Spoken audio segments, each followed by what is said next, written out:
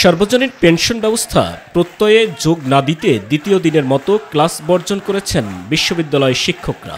সকাল থেকেই বিভিন্ন বিশ্ববিদ্যালয়ে ক্লাস বন্ধ রেখেছেন তারা। এছাড়াও নানা ধরনের প্রতিবাদী কর্মসূচিও পালন করছেন শিক্ষকরা। ঢাকা বিশ্ববিদ্যালয়ের শিক্ষক কর্মকর্তা কর্মচারীদের সর্বাত্মক কর্মবিরতিতে দ্বিতীয় দিনের মতো অচলাবস্থা তৈরি হয়েছে।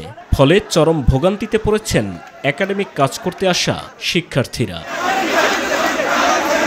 এদিকে পরিকল্পনা মন্ত্রণালয়ে অর্থমন্ত্রীর অফিস কক্ষে এশীয় উন্নয়ন ব্যাংকের দক্ষিণ, মধ্য ও পশ্চিম এশিয়ার ভাইস প্রেসিডেন্ট ইয়াংমিং ইয়ংয়ের সঙ্গে সৌজন্য সাক্ষাৎ শেষে অর্থমন্ত্রী আবুল হাসান মাহমুদ আলী বলেন, প্রত্যয় স্কিম বাতিলের দাবিতে বিশ্ববিদ্যালয় শিক্ষকদের আন্দোলন অযৌক্তিক।